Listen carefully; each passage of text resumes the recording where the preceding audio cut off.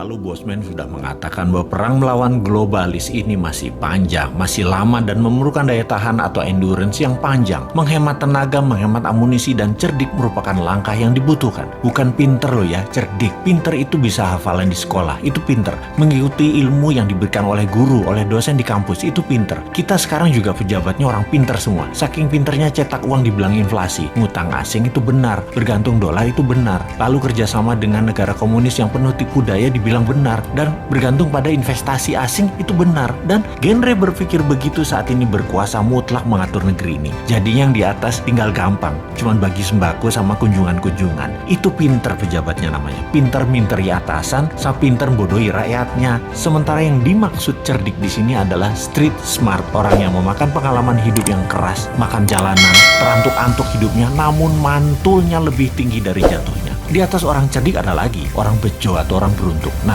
lebih enak lagi gabungan keduanya sebagai pemimpin. Sudah bejo, cerdik lagi, itu baru pantas jadi pemimpin yang mengatur perang melawan globalis cabal. Oh iya, sebelum lanjut, kita harus membedakan pebisnis globalis dan globalis cabal. Cabal adalah secret society, lebih menginginkan kepengendalian mutlak atas kehidupan manusia. Cabalis itu sudah pegang kendali atas teknologi, atas informasi, kendali atas komunikasi, sistem keuangan, dan sekarang kendali ke arah dua hal yang penting, yaitu kesehatan serta makanan. Musuh negara tidak berdaulat yang pemimpinnya oportunis itu bukan hanya dua negara besar, Tiongkok dan Amerika, tetapi ditambah juga globalis cabal. Jadi ada tiga musuh sebenarnya. Kita detailkan ketiganya, pengendali negara lemah tersebut. Pola kendali terhadap negara lemah atas dua negara besar dan kelompok globalis adalah tiga strategi Tiongkok, yaitu menggunakan soft power kalau Tiongkok ya. Pertama, kendali atas media massa sebuah wilayah. Nomor dua, kendali atas pejabat pemerintahan wilayah yang ditarget serta anggota parlemennya. Kemudian nomor tiga, kendali atas peraturan hukum dan penegakan hukum di wilayah tersebut. Di sisi lain, strategi Amerika itu menggunakan hard power, yaitu tekanan militer,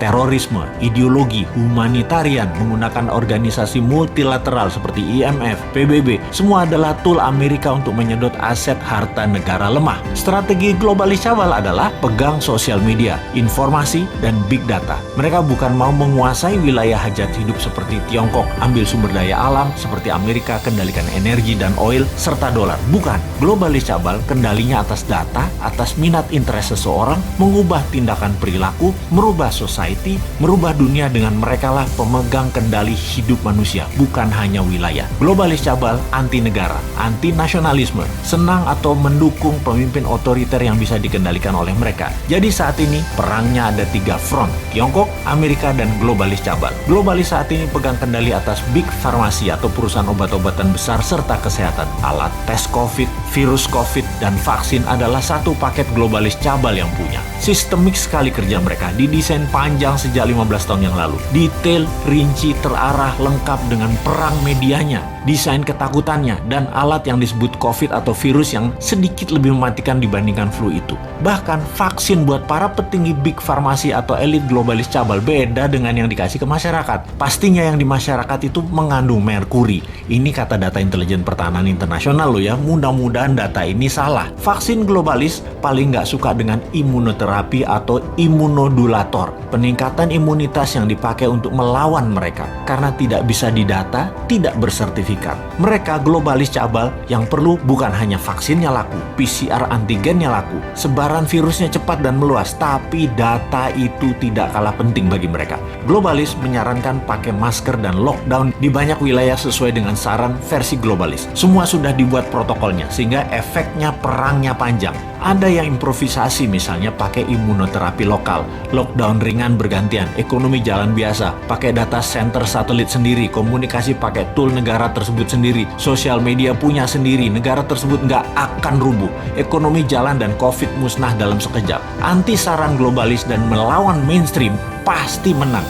Itulah kenapa di tahun 2019 pertama-tama video Bosman muncul, kita mengingatkan perang yang akan terjadi di tahun 2020 dan tahun 2021 dengan akhir kalimat bertanya, sudah siapkah Indonesia? Untuk apa? Untuk punya Google sendiri, punya Facebook sendiri, punya satelit komunikasi sendiri, punya data center sendiri, punya Twitter sendiri, punya TikTok sendiri, punya begituan deh. Ini kira-kira maksudnya. Hanya di tahun 2019 awal tersebut kita menginformasikannya bacanya pelan-pelan, muter-muter bersanepo gaya bahasa pengandaian dan indirect language. Ternyata nggak paham gaya bahasa beginian.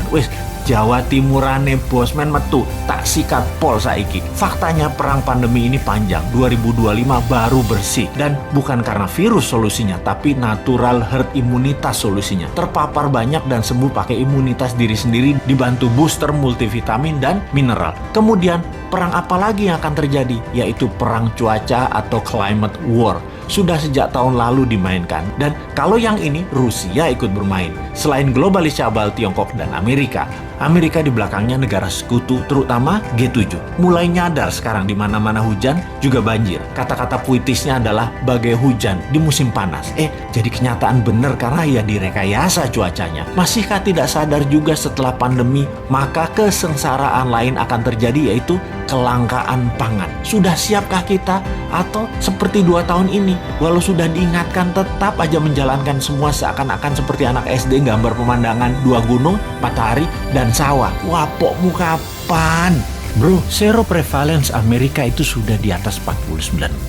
Gila banget nih negara. Informasi ini datang dari seorang sahabat yang 10 tahun terakhir mengajar di sebuah kampus ekonomi di sisi timur Amerika. Dialah yang mengajari Bosman tentang MMT, Modern Monetary Theory. Beliau juga sahabat dari Stephanie Kelton, pejuang konsep ekonomi modern MMT ini, di mana konsep MMT ini dipakai Amerika. Namun yang diajarkan di kampus beda dengan yang Amerika pakai. MMT juga dipakai di Tiongkok, Jepang, Jerman, Inggris, dan saat ini Turki, serta Argentina mengadopsinya. Untuk Indonesia, tenang. Kalau Newman jadi pegang kendali, pasti pakai MMT. Pada sabar ya, dan terus berjuang memintarkan masyarakat. Lihat ilmunya, fokus di ilmunya. Dan jangan fokus di populernya seseorang. Karena kebanyakan mereka ingin menari di panggung politik, fokusnya membuat populer saja. Seperti para calon-calon saat ini, mencari populer tanpa punya konsep bernegara. Kembali ke informasi sepotong di atas. Pertanyaan di kepala saya selanjutnya adalah, apaan tuh seroprevalence? Sehingga saya pun bertanya kepadanya. Seroprevalensi adalah jumlah individu dalam suatu populasi yang menunjukkan hasil positif baik untuk penyakit tertentu berdasarkan spesimen serolog atau serum darah. Jadi, menurut sahabat saya ini, di Amerika kekebalan tubuh imunitas terhadap COVID lebih dari 49,1% dari populasi. Dan ini hebat, ditambah yang telah berhasil divaksin adalah 13,7% saat ini. Maka Amerika sudah mendekati herd immunity. Ya terang saja nonton final NBA kemarin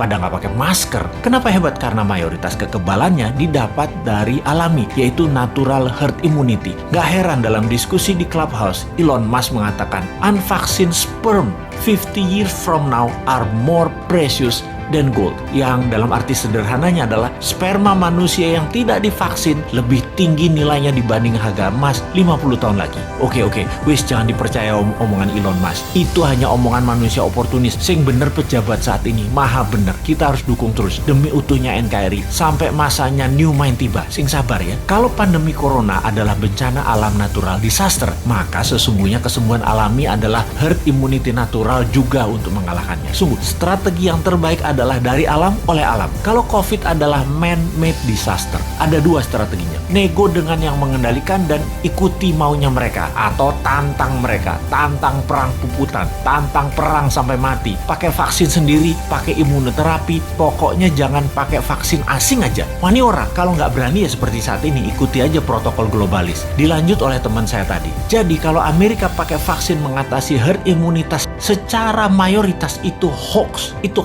Bener, pakai vaksin, tapi hanya minor. Hanya palingan 20-30%-an saja, yang 30%-an nanti yang alami. Amerika pakai natural imunitas terbanyaknya. Lalu saya bertanya, kalau Tiongkok menangani COVID pakai vaksin ya? Dijawab olehnya, belum tentu. Tiongkok itu rezim komunis. Gak ada transparansi dan akuntabilitas bagi siapapun dari luar negeri bisa mengakses kebenaran informasi yang Tiongkok berikan. Siapa yang bisa memverifikasi berita kalau society dibungkam di sana? Banyak ahli-ahli luar Tiongkok mau fact finding masuk ke Tiongkok, nggak bisa, ditolak Beijing. Sebaiknya kita tidak consider data Tiongkok sebagai data utama. Semua data dari Tiongkok itu dari pusat partai komunis. Semuanya dialterate, diubah sesuai untuk kepentingan propaganda yang menguntungkan Tiongkok. Bisa saja ternyata Tiongkok juga pakai natural herd immunity, namun dipropagandakannya pakai vaksin. Taunya Tiongkok menyehatkan warganya dengan multivitamin dan mineral, sementara vaksin diekspor keluar sebagai dagangan internasional. Jadi Tiongkok kayak Amerika juga. Jangan-jangan 60%-nya pakai natural herd imunitas. Sisanya vaksin, siapa yang tahu? Banyak negara tergocek globalis cabal agar pakai vaksin mayoritasnya. Yang natural imunitasnya dibatasi. Memang tidak deadly atau mematikan menggunakan vaksin itu. Vaksin faktanya memang mengurangi fatality kematian. Tetapi sisi lain, ya kita jadi korban ekonomi, jadi miskin. Kita jadi buyer beliin vaksin terus. Ya, semoga salah lagi nih data dari Tiongkok dan globalis kali ini. Tapi data seroprevalence yang dari Amerika mah bener.